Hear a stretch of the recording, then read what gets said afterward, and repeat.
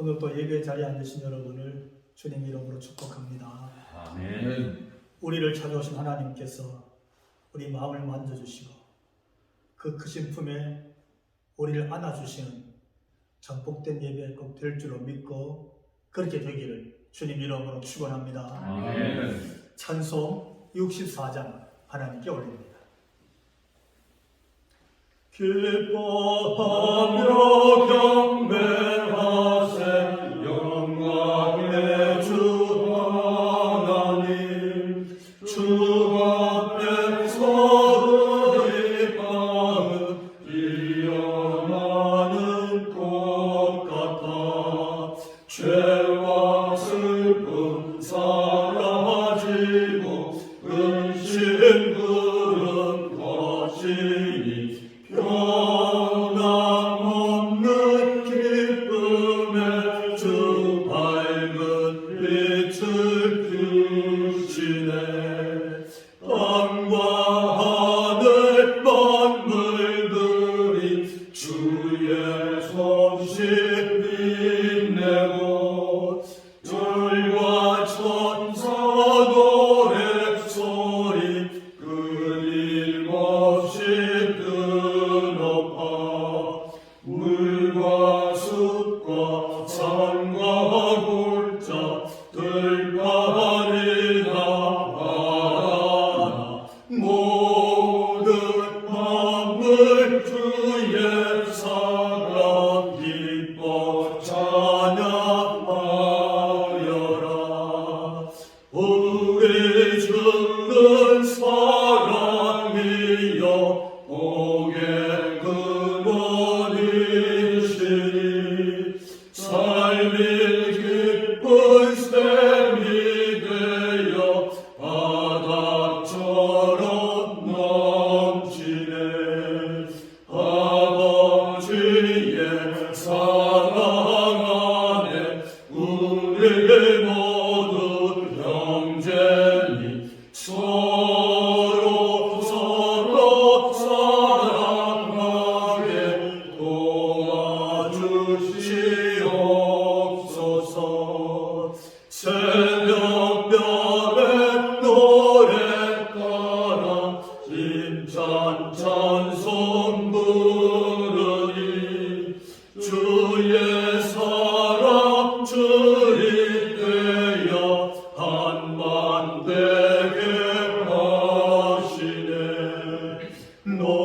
노래하며 행진하여 싸움에서 이기고 승전가를 높이 불러 주께 영광 돌리세.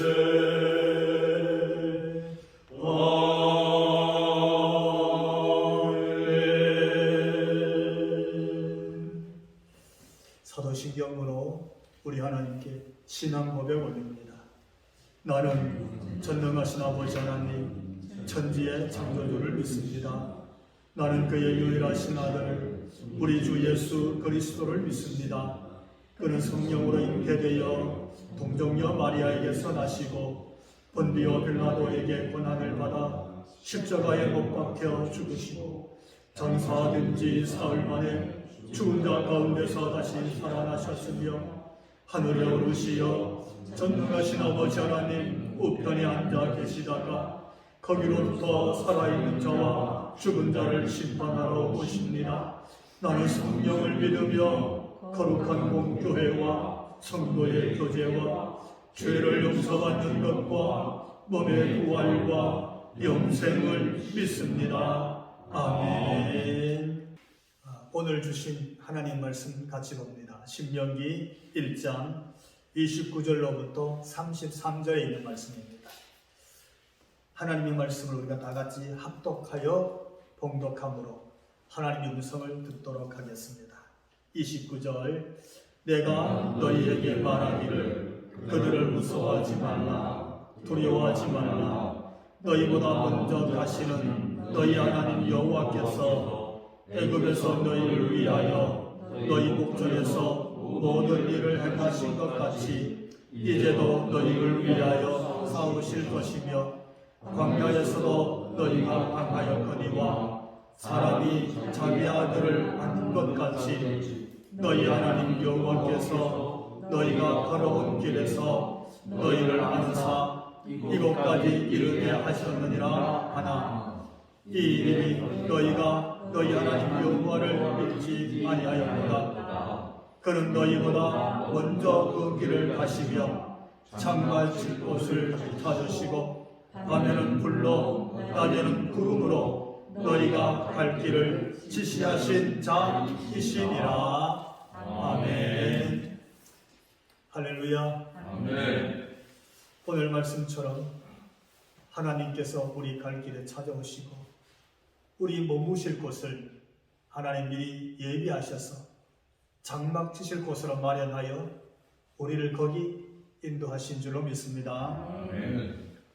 우리가 복음서를 읽어보면 예수님이 누구시냐고 물으면 주변에 있는 예수님의 제자들 또 예수님과 함께 있었던 무리들을 통해서 예수님을 어느 정도 알 수가 있고 또 예수님도 친히 자기 자신을 요한복음 5장 39절 보니까 이 성경이 곧 내게 대하여 증거하는 것이로다.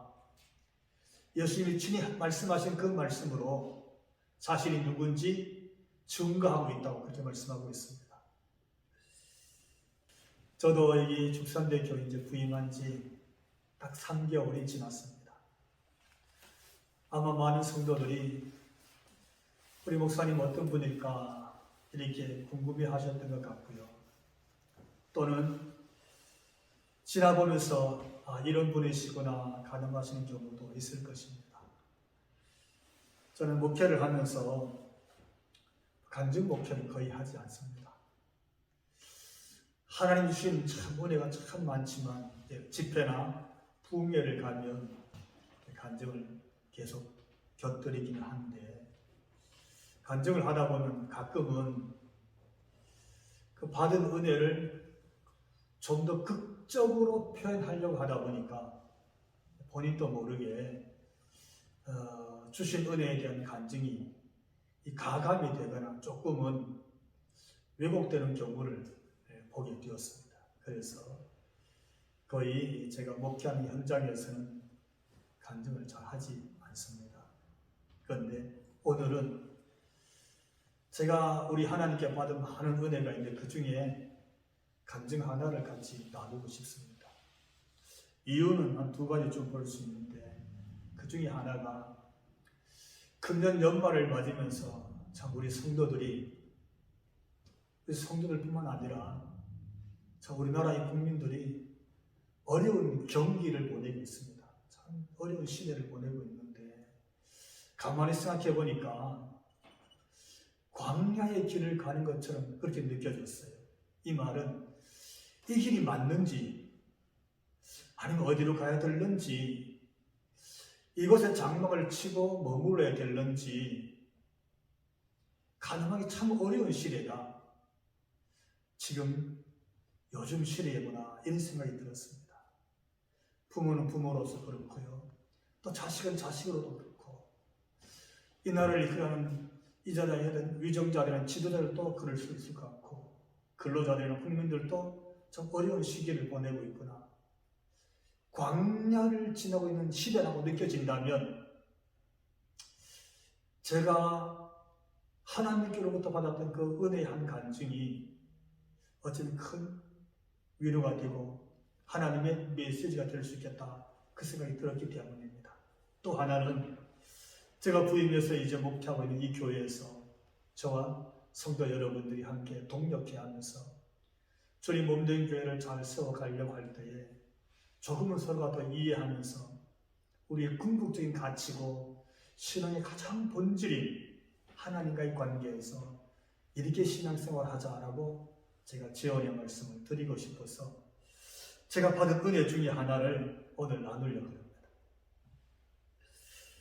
사실은 제가 초등학교 5학년 때 갑자기 가슴에 심한 통증이 오고 숨을 쉴 수가 없어서 병원을 찾게 됐습니다. 아버지와 함께 저희 이제 고향에 있는 재난병원을 갔더니 대구에 있는 제일 큰 병원을 가라고 해서 대구 동산병원을 갔습니다. 일주일 넘게 검사를 했고, 그리고 안동에 성소병원을 가서 또 검사를 했습니다.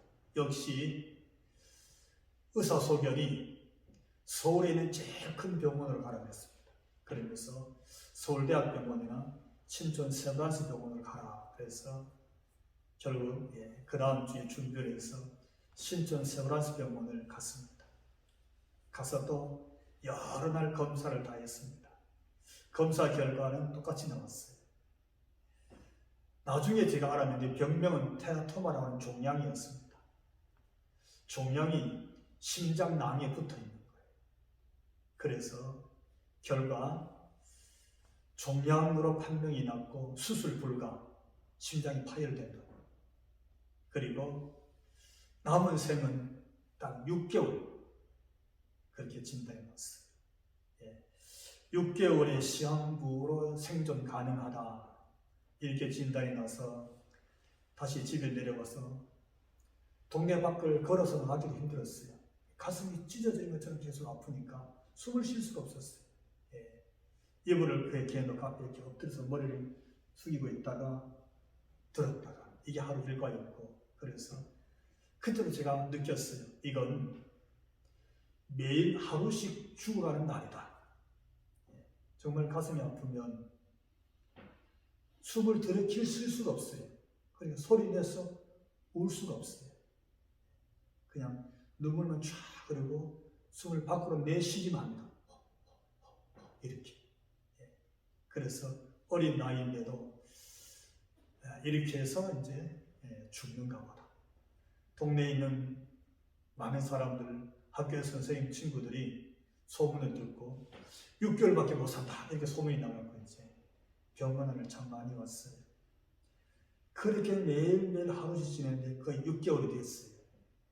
6개월. 차도는 전혀 없었고 6개월 되던 그해 12월에 영덕 가는 쪽에 진부에서 부흥회가 있다고 연락이 왔어요. 그래서 부흥회를 가게 됐습니다. 어머니와 저는 이제 버스를 타고 거의 4시간에 걸쳐서 가는데 하루에 못 갔어요. 아프니까. 2시간 타고 안동 가서 하루 자고 쉬고 그 다음날 다시 또 2시간 타고 이틀에 걸쳐서 부흥회를 참석했습니다. 우리 아버지는 가지 않았어요. 사실은 반대하셨답니다. 왜냐하면 이제 6개월이 다 됐기 때문에 시간이 다 된 거죠. 아버지 마음은 이제는 마음의 어떤 결심을 해야 될 때가 왔다 이래서 거기까지 가는 거를 가서 무슨 일 생기면 어떡할까 뭐 그런 걱정을 했던 것 같아요.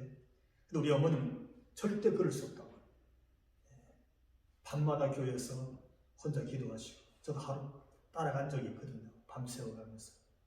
그래서 우리 어머니가 어떻게 저를 위해서 기도했는지 제가 너무 잘 알아요. 그걸 또 다 간증하려고 하면 시간이 너무 많이 가니까 나중에 기회가 되면 그때 일을 한번 간증하기로 하고, 부흥회 가서 목요일 날로 기억이 나는데 그날 강사님이 부르셔서 어머니하고 저하고 가서 기도를 받았어요. 안수 기도를 받고 그러다 늘 가슴이 아파서 가만히 엎드려 있고 앉아 있었는데 그 다음날 아침에 제가 일어나갖고 동네 2 아이 꼬마들이 와서 교회 현관에서 저를 놀리고 이런저런 얘기를 하다가 제가 벌떡 일어나서 그 2 아이들을 막 따라갔어요. 쫓았어요. 골목으로, 교회 마당을 지나서 골목으로 막 뛰어가다가 제가 딱 섰어요. 제가 잘 걸어가지도 못했거든요. 제가 막 뛰어가고 있는 거예요. 가슴이 안 아픈 거예요. 숨이 안 산 거예요. 할렐루야. 아멘. 여러분, 저는 뭐 지금도 하나님은 살아계시고 우리가 정말 안수기도를 받고 은혜를 사모할 때 하나님은 지금도 역사하셔서 신의 은혜를 주시는 줄 믿으시기 바랍니다. 아멘. 제가 너무 놀라서 다시 교회로 막 뛰어왔어요. 그래서 엄마! 하고 막 불렀어요. 그래서 우리 어머니가 새벽에 끝나고 다 가고 없는 어머니 거기 교회에서 밤을 새우고 저도 그 옆에 엎드려서 밤을 새우고 새벽에 끝나고 다 가고 둘이 또 어머니가 아마 피곤하셔서 교회 마루 바닥에서 방석을 깔고 약간 졸았던가 봐요. 주무시는데 밖에서 제가 그냥 엄마 그러니까 놀라서 그냥 신발 제대로 못하고 튀어나온 거예요. 왜 그러냐? 엄마, 숨이 안 찬다고. 가슴이 안 아프다고. 그래서 그날 교회뿐만 아니라 동네가 난리가 났어요. 그래서 그날로 부흥회가 끝나야 되는데 저 때문에 부흥회를 토요일까지 했어요. 그 소식을 듣고 우리 아버지가 정말 떡을 2마리나 해서 와서 교회에서 잔치를 했어요. 거기까지 왔어요. 여하튼 그렇게 하나님 은혜로 제가 6개월 시험부를 끝내고 살아왔어요.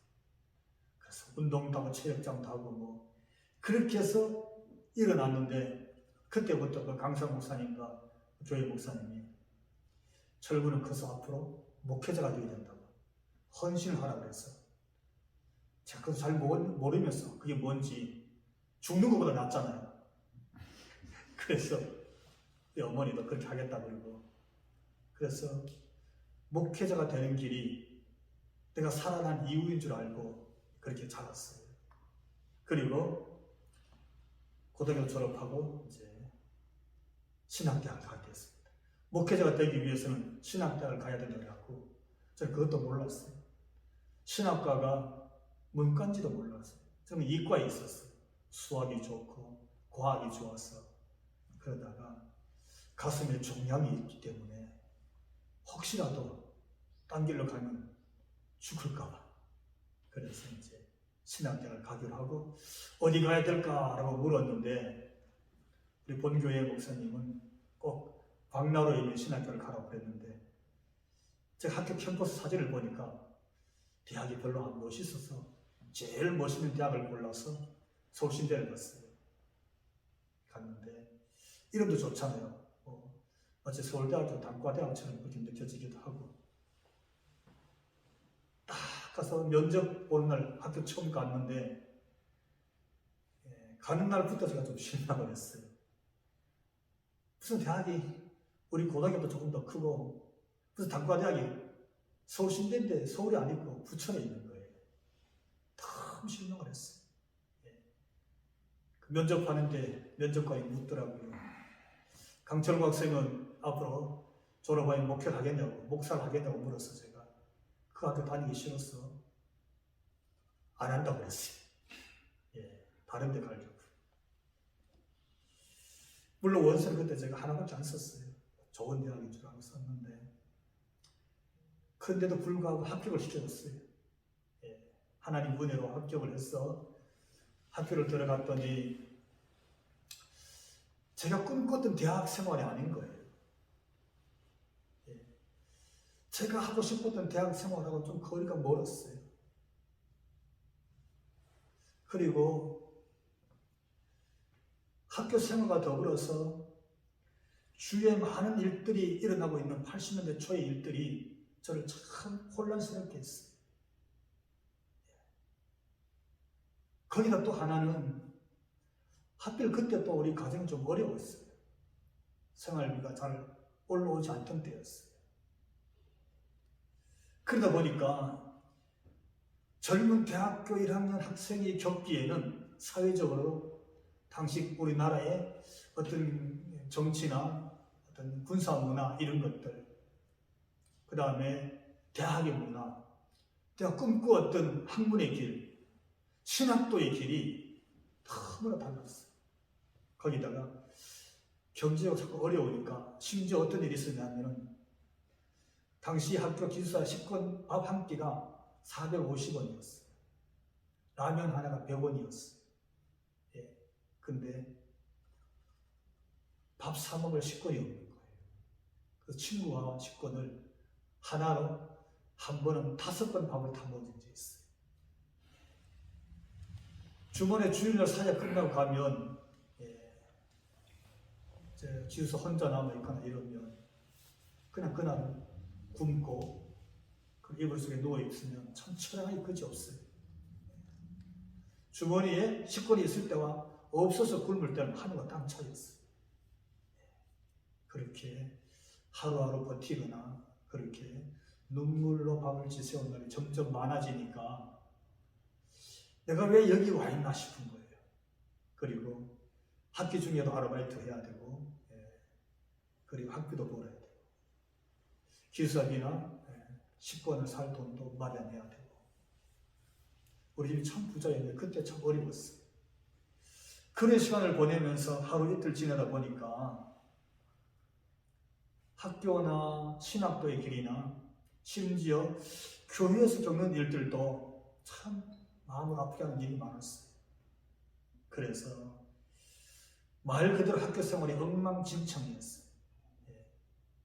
학교 생활 수업하면 제일 뒤에 앉아있고 교수님 강의를 늘 반대로 생각하고 그렇게 질문하기도 하고 분쟁을 벌이기도 했어요. 나중에 졸업을 하고 수년 만에 우리 동기 모임이 있어서 갔는데 우리 동기 중에 부산에 있는 한모라고 하는 우리 친구가 갑자기 중간에 일어서서 그러는 거예요. 자기는 우리 동기 중에서 다 졸업을 하면 목회를 할 수 있어도 저 친구는 아무리 봐도 목회를 할 친구가 아니다. 왜 신학과에 왔는지 이해가 안 된다. 이런 친구가 딱 한 명 있었대요.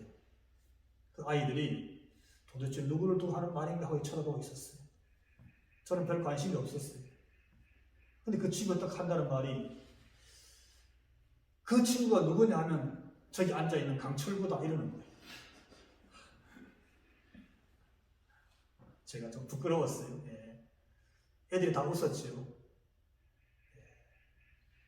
제가 참 열심히 학교 생활을 했는데 그렇게 보였던가 봐요. 사실은 첫째는 학교가 싫었어요. 학교가. 멋진 대학처럼 보이지 않았어요. 그게 제일 힘들었고, 두 번째는 사실은 서울에 올라와서 교회가 실망스러웠어요. 한번 생각해 보십시오. 죽었다가 덤으로 사는 인생이 되고 그 인생을 붙잡고 제 자신의 뜻은 아니었지만 너는 커서 목회자가 되라는 그 말 한마디에 내 인생의 길이 그 길인 줄로만 생각하고 그것만 보고 자랐어요. 그리고 그 길이 고등학교 다닐 때만 하더라도 신학대학 가야 되는지는 모르고 나중에 되는 그냥 대학을 가서 그냥 목사가 되는 줄 알고 이과에 있었는데 신학과에 간다는 것을 고3이 돼서 알고 그리고 대학을 정해서 가서 왔잖아요. 근데 그 학교가 너무 실망스러운 거예요. 학생들이 너무 실망스럽고 일반 대학생들과 다를 바가 별로 없어 보였어요. 그리고 서울에 올라오자마자 때가 선배들이 말하는 좋은 교회, 큰 교회를 다 다녀봤어요. 세문안교회, 영락교회, 명동성당, 성공회, 신촌, 아현, 그 다음에 마포 이런 큰 교회들 제가 다 가서 예배 드려보고 여의도까지 저도 꿈을 키웠어요. 저도 그렇게 먹게 하고 싶었어요. 그러다가 사회과학을 접하고 한국 사회를 접하게 되고 다시 근대 역사를 접하게 되고 교회사를 접하면서 마음의 갈등이 커지는 거예요. 나라가 이래도 되나 싶고 교회가 이래도 되나 싶고 교회의 부패도 많아요. 정권과 결탁도 너무 많은 거예요. 진리는 가치보다는 어떤 명예나 어떤 세상에는 권력을 가지고 사는 것들이 너무 많았어요. 그래서 실망이 컸어요. 교회에서 등을 돌리는 학생들이 많았습니다.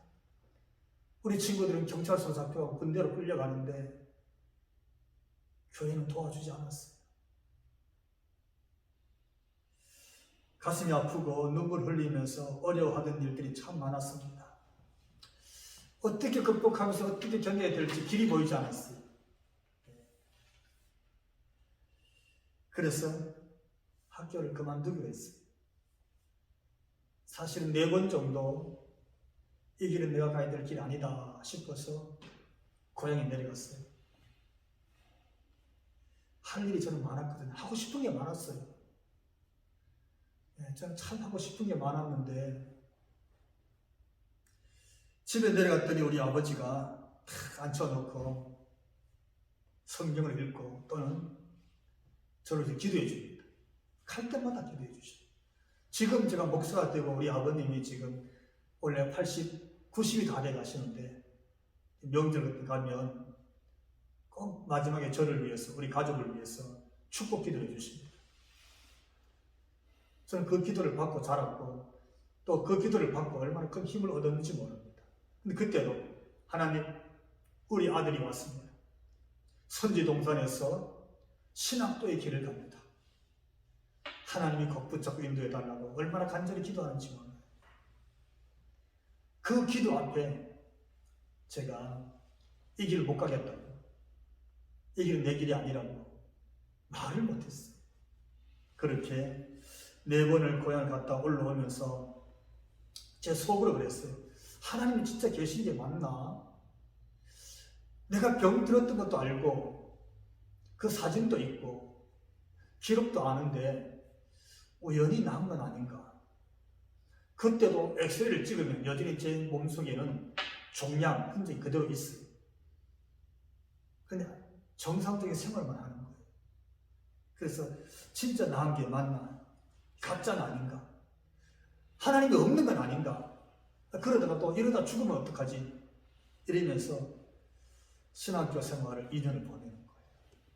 한마디로 표현하면 정말 사망의 음침한 골짜기에 떨어진 것처럼 이러지도 못하고 저러지도 못하고 그런 생활을 했습니다.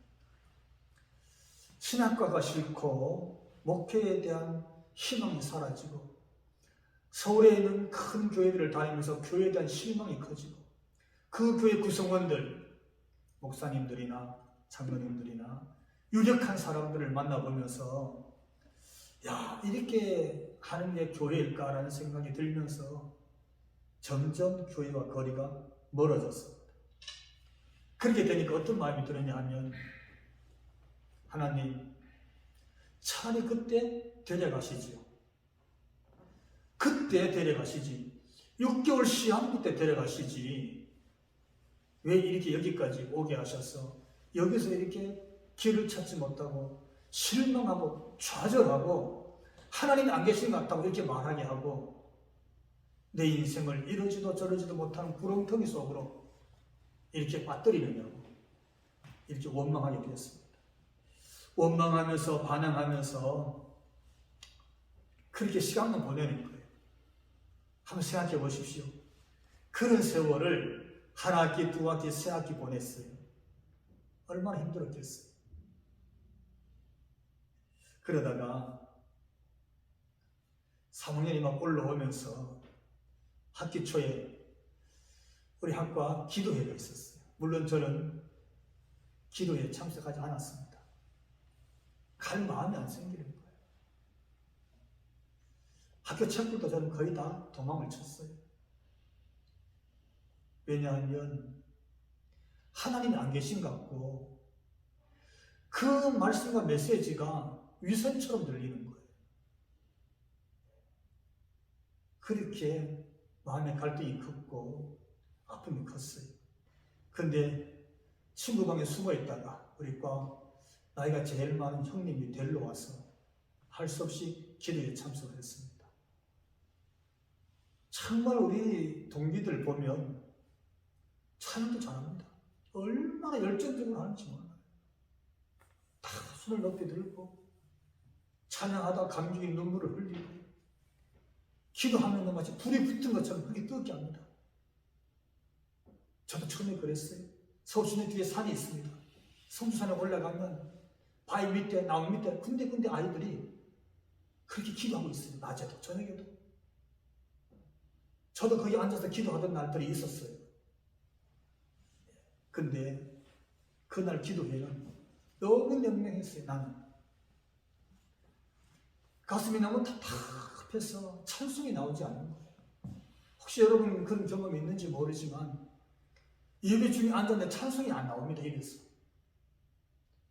기도가 안 나와요. 하나님의 이름이 불려지지가 않아요. 오히려 머리가 멍하고 숨쉬기가 답답하고 정말 저렇게 기도하는 것이 진짜일까? 그러면 의심이 막 듭니다. 아이들은 자기 간증도 합니다. 이렇게 이런 은혜를 받고 이런 일이 있었다고. 그러면 서로 안고 축복기도 해주고 정말 은혜의 자리인데 그 중에 나만 혼자 외톨에 떨어져 있는 것처럼 그렇게 있었어요.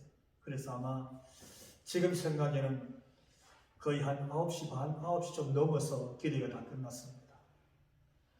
그래서 다 자리를 정리하고 전부 다 기숙사로 집으로 돌아갔어요. 근데 저는 발길이 떨어지지 않는 거예요. 이렇게 살 수가 없었어요. 그래서 오늘이 마지막 밤이다 생각했습니다. 그리고 혼자 자리를 서울시대 본관 총장실 옆에 가면 조그만 기도실이 있어요. 거기 혼자 들어가서 제일 앞자리에 무릎을 꿇고 앉았습니다. 앉아서 가만히 있으니까 너무 속상한 거예요. 시간이 너무 아깝고 인생이 너무 허비한 것 같은 거예요. 그래서 하나님께 제가 따졌어요. 하나님 정말 계신 거 맞냐고.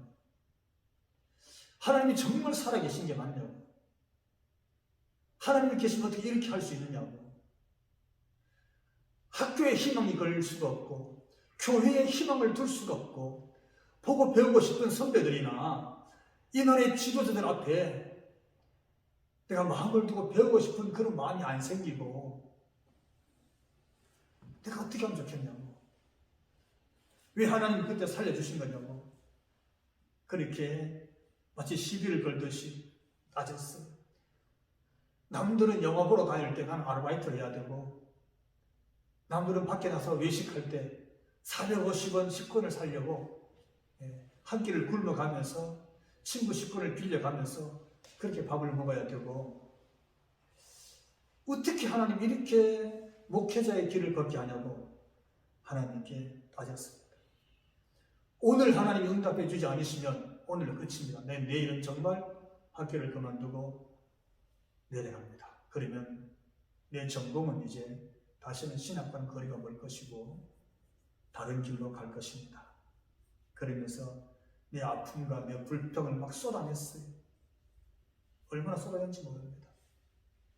여러분 20살 정도 먹은 청년이 혼자 기도실에 앉아서 하나님의 1:1 대면하면서 원망을 쏟아낼 때 얼마나 불같이 쏟아냈겠어요. 그것도 2년을 참고 쏟아내는 거예요. 그러고 있는 중인데 갑자기 제 앞에 한 환상이 딱 열렸어요. 깜짝 놀랐어요. 저는 그때까지 환상을 본 적이 한 번도 없어요. 이게 뭔가 싶어 꿈을 꾼가 싶어서 눈을 번쩍 떴습니다. 근데 아무도 없어요. 앞에 조그마한 전등 하나 있고 뒤에 보니까 아무도 없어요. 근데 나 혼자 앉아 있는데 앞에 환상이 딱 열린 거예요. 이상하다. 내가 하나님께 하도 원망하고 불평하니까 내가 잠깐 다른 게 보였나 하고 다시 눈을 감고 기도했어요. 물론 그 기도는 하나님 살아계시면 한 번만 나 만나달라고 때를 쓰는 거였어요. 근데 똑같은 환상이 또 열렸어요. 참 신기했어요. 똑같은 환상이 딱 열렸는데 어두컴컴한 골목길이었어요. 어두컴컴한 골목길. 잊어질 수가 없어요. 저 어두컴컴한 골목길에서 내가 지금까지 혼자 저렇게 버티고 혼자 저렇게 외롭게 인생이 끝난 것처럼 내가 저렇게 있었단 말인가 이 생각이 들었어요.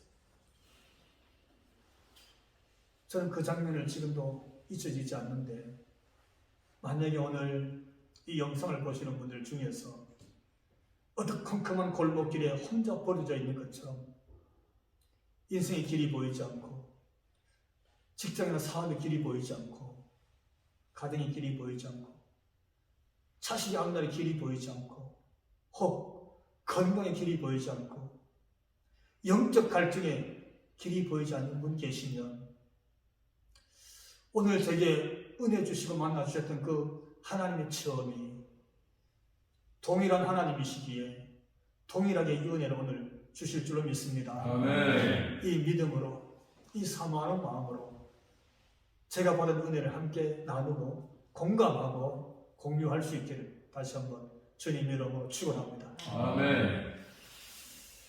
근데 엄청 큰 손이 등장했어요. 손만 보였어요. 큰 손. 이렇게 있었어요. 저는 왜 저 손이 등장하지? 손이 왜 보이나? 그러면서 가만히 보니까 이 손 위에, 손 가운데에 사람이 한 사람 모로 누워 있는 거예요. 모로 누워 있어요. 완전 기진맥진한 상태로 누워 있었어요. 그래서 도대체 저 사람은 누구고 왜 저기 누워 있지? 이러면서 가만히 보고 있는데 거기 누워 있는 사람이 바로 저였어요. 제가 이해를 못했어요. 제가 거기 누워 있을 이유도 없었고 누군지 모르지만 저 손바닥 위에 있을 이유가 저는 없었어요. 저는 그렇게 살아왔는데 참 이상했어요. 근데 그때 음성이 들렸어요. 잊을 수 없는 음성인데, 철구야, 네가 못 간다고 하면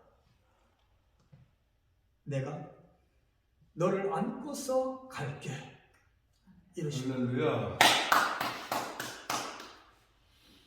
제가요 눈을 떴어요. 진짜 누가 그렇게 말하는 줄 알고 너무 놀랐어요. 살펴봤어요.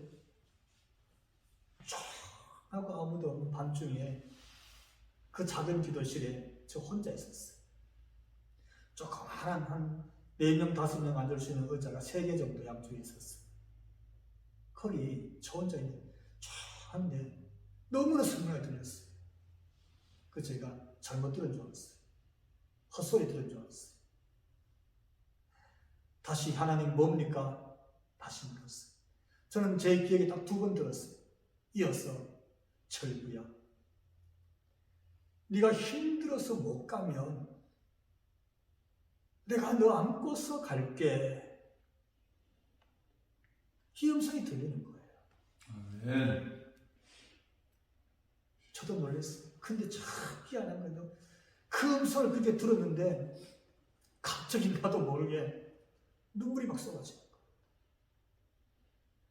눈물 콧물이 얼마나 쏟아지는지 제가 닦으면서 제가 놀랐어요. 나는 이렇게 울 인간이 아닌데 제가 눈물이 많은 사람이 아니었어요. 참 차갑고 사람들이 피눈물도 없다고 그랬었지. 근데 주체가 안 되는 거예요. 눈물 콧물이 얼마나 쏟아지는지 계속 닦으면서 아니 내가 왜 이러지? 내가 왜 이러지? 철구야, 네가 못 간다고 하면 내가 너를 안고서 갈게. 도대체 이게 뭐냐고, 무슨 소리냐고 막 그러면서 혼자 눈물을 닦고 있는데 그 생각이 드는 거예요. 내가 뭐라고 하나님께, 하나님 당신 살아계신 거 맞냐고, 내가 뭐라고 한국 교회가 이래도 되냐고, 내가 뭐라고 이 나라가 이래도 되냐고, 아니 제가 뭐라고 신학대학이 이래도 되냐고, 이렇게 불평하고 원망하고 돌멩이 들고 이게 너무 부끄러운 거예요. 너무너무 창피하고 내가 너무 불량스럽게 생각했던 학생이 하나님께 너무 부끄러워서 고개를 들 수 없는, 내가 하고 싶었던 말이 갑자기 막 회개가 터져 나왔어요. 제가요, 영락교회 전도 한 명 안 해줬어요. 저 여의도의 교회에 한 사람 교회 가라고 말해준 적도 없어요. 제가 신촌에 있는 교회에 건축할 때 100원 한 적 한 번도 안 했어요. 내가 이 나라를 위해서 내가 한 게 뭐 있어요? 이 나라 지도자를 위해서 내가 뭘 도와줬어요? 근데 불평하고 원망하고 돌멩이 던지고 내가 다 심판해버리고 내가 마치 의의 사도처럼 너무 부끄러운 거예요. 너무 죄송하고. 그래서 회개했어요. 하나님, 내가 잘못했다고. 내가 죄인이고. 내가 너무 부끄럽고 너무 못났어. 내가 하나님도 없다고 했다고. 나도 모르게 그렇게 막 회개가 나왔어요. 얼마나 울며 해결했지만 주체할 수가 없었어요. 아니, 나 같은 인간이 이 신학생이라 말하기도 어려울 정도로 부끄러운 인간인데 하나님은 2번씩 내게 말씀하시는 거예요. 그 엄청난 손이 하나님의 손이었어요. 나는 그때까지도 몰랐어요.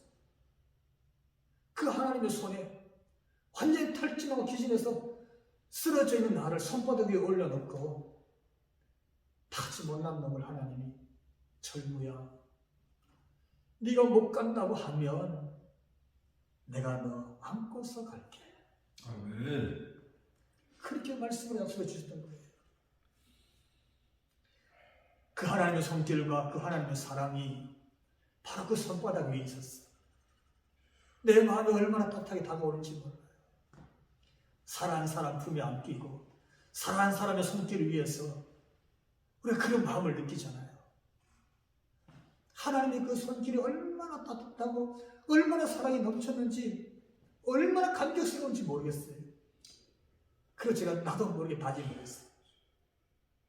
하나님, 나 이 길 갈게요. 나 목회 잘할 자신 없어요. 난 서울에 있는 그런 큰 교회처럼 목회하고 싶었는데 나 그거 못해요. 그런 인물도 못 되고 그릇도 못 돼. 나는 나중에 어디서 목회할지 잘 모르겠어요. 그게 산골짜기든지 섬이든지 어딘지 모르겠지만 제가 오늘 만 하나 다짐하면서 하나님께 약속을 드려요. 하나님, 나 거기서 오늘 하나님이 안고 계신 그 사랑은 말하고 그 사랑은 전할게요. 그 사랑을 드러내는 하나님이 나를 안고 가십니다. 하나님이 여러분을 안고 가십니다. 하나님이 여러분의 자녀를 안고 있습니다. 도무지 길을 알지 못한 광야에 홀로 보내진 그런 인생이라 할지라도 하나님이 오셔서 손바닥 위에 안고 가십니다. 아멘. 그분이 하나님이십니다. 아멘. 제가 그 얘기를 할게요. 그 얘기를 하면서 제가 목회를 하겠습니다. 그렇게 다짐을 하면서 눈물 콧물 흘리면서 그렇게 앉아 있었어요. 근데 갑자기 뒤에서 사람 소리가 나는 거예요. 그래서 얼른 돌아보니까 학생들이 막 들어왔어요. 그래서 얼른 눈물을 닦고 창피하니까 닦고 시계를 보니까 아침 8시가 됐어요. 저는 한 9시 반쯤인가 들어온 것 같아서 1시간이나 됐을라나 그렇게 생각하고 있었는데 하룻밤이 정말 쏟아같이 헛떡 지나고 아침 8시가 돼서 아이들이, 학생들이죠, 대학생들이 수업하려고 와서 수업 전에 와서 기도하러 들어온 거예요. 신학생들. 그래서 깜짝 놀라서 이제 대충 닦고 얼굴 닦고 그냥 성경책 들고 후닥닥 정리해서 기숙사로 뛰어갔어요. 그리고 씻고 수업 같이요. 자, 그날부터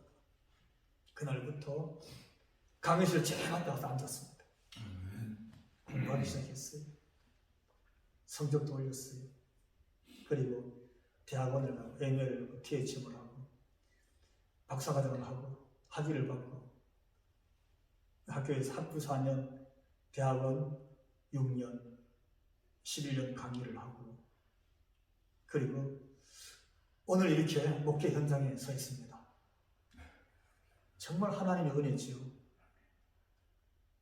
참 우리 부모님의 은혜고 기도고 나 같은 자를 손바닥 위에 안고 계셨던 정말 하나님의 큰 은혜였습니다.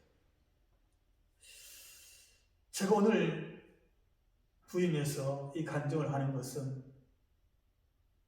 딱 두 가지 이유 때문입니다. 하나는 저는 목회를 그렇게 하고 싶어요. 첫째, 우리를 안고 계시는 그 하나님의 사랑을 말하고 싶어요. 저는 그 이상도 할 능력이 없고 그 이하도 하기 싫어요. 우리의 신앙생활에 있어서 우리를 자식처럼 안고 계신 하나님이 계시다는 사실을 전하고 싶어요. 아멘. 그 사랑을 누리고 나누고 싶어요. 아멘. 그분이 우리 하나님이신 줄로 믿습니다. 아멘. 근데 그 하나님께서 그걸 말씀으로 이미 우리에게 약속하셨더라고요. 전 그 말씀의 내용이 성경인지 몰랐어요. 그냥 학교를 다니고 대학원을 다니고 12년 동안 신학을 좀 공부하고 그렇게 지내오고 목회를 하고 설교를 하고 그랬는데 저 신명기도 여러 번 읽었거든요. 강의도 하고. 그런데 어느 날 보니까 하나님이 그것을 말씀으로 약속해 주고 있더라고요. 성경에 있는 이 말씀, 하나님의 약속의 말씀이 이미 우리에게 있는 줄로 믿고 말씀을 붙잡고 말씀의 하나님을 체험하면서 사는 저와 여러분 한국교회가 되기를 주님 이름으로 축원합니다. 아멘. 그래서 이 간증을 하는 거예요. 성경에 있었어요. 단순히 한 목사의 어떤 영적 체험으로 끝나는 게 아니더라고요. 오늘 본문 31절에 있는 말씀인데 우리 31절을 한번 다 같이 한 목소리로 읽어봅시다. 시작. 광야에서도 너희가 강하였거니와 사람이 자기의 아들을 아는 것 같이 너희 하나님 여호와께서 너희가 걸어온 길에서 너희를 아느사 이곳까지 이르게 하셨느니라. 아멘. 할렐루야. 아멘. 광야였어요. 갈 길을 몰라요. 길이 없으니 광야지요. 길이 있는 곳은 광야가 아닙니다. 살 수가 없어요. 광야예요. 살만 하면 광야가 아니에요. 낮에는 여러분 그 뜨거움 때문에 견딜 수가 없어요. 밤에는 추위 때문에 버틸 수가 없어요. 거기가 광야예요. 근데 오늘 말씀을 보면 하나님이 그 광야 우리 앞서 가시면서 낮에는 구름 기둥, 밤에는 불 기둥, 버티고 견딜 수 살 수가 없는 곳에 거기 장막을 칠 수 있는 자리로 예비하셔서 하나님 그리 인도하시는데 어떻게 인도하셨느냐 보니까 자식이 아비가 자식을 품에 안고 가듯이 우리 하나님이 그렇게 하신다고 약속하신 거예요. 아멘. 할렐루야. 이 말씀 우리가 믿어야 돼요. 아멘. 여러분 내가 광야에 있느냐 아니냐 그게 중요한 게 아닌 것 같아요. 내 인생이 광야에 있느냐 얼마나 어렵겠어요. 우리 가정이 광야에 떨어졌느냐 얼마나 힘들겠어요. 근데 여러분 그보다 더 중요한 게 있어요. 내 직장이나 내 사업장이 내 자식이 광야에 있느냐 얼마나 견디기 어렵겠어요. 근데 그게 끝이 아니에요.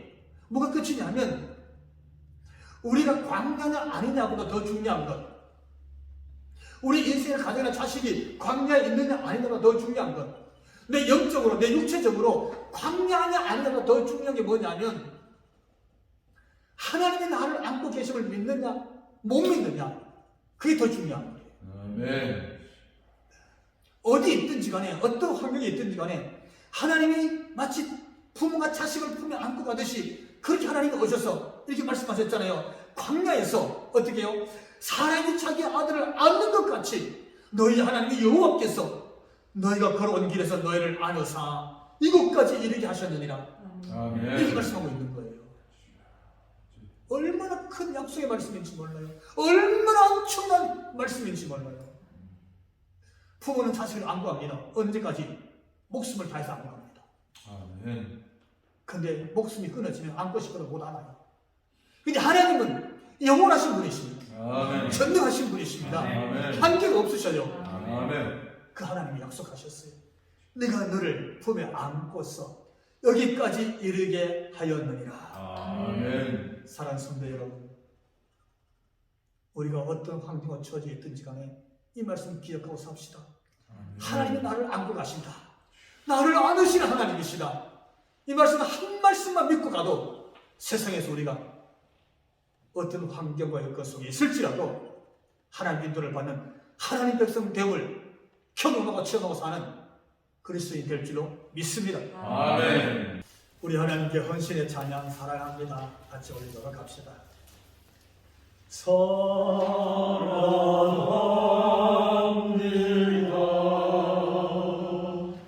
나를 찾아 삼으신 주 사랑합니다.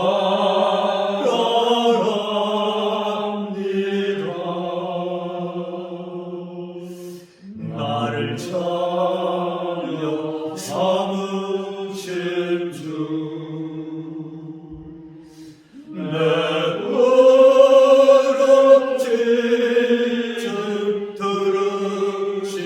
들으시고 감사 주시는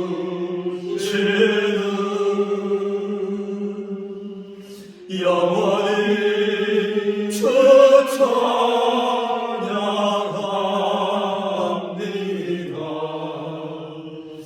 내 삶을 다해 사랑합니다. 사랑합니다. 너를 찾아 삼으신 너를 찾아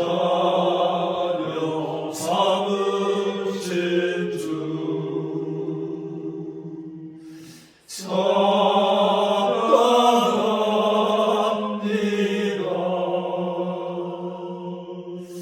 너를 찾아 삼으신 주 내 부름짐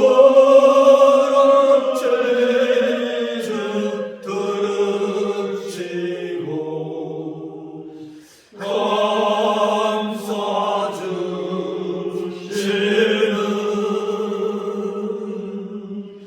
영원히 주 찬양합니다.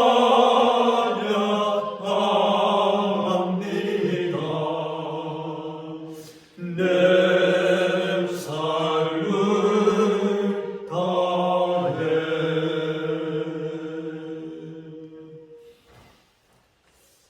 이제는 우리 주 예수 그리스도의 그 크신 은혜와 오늘도 아버지가 자식을 품에 안고 가듯이 택한 백성들을 품에 안으시고 그 걸음걸음을 인도하시는 우리 아버지 하나님 그 극진하신 사랑하심과 성령님 감화 감동 충만케 하심이 예배하고 머리 숙인 우리 모든 성도들 머리 위에와 저들로 인하여 가정 위에 가정의 권속들과 생업의 터전 위에 우리 교회를 위해서 한국 교회 위에 지금부터 영원토록 함께 하시기를 간절히 축원하옵나이다.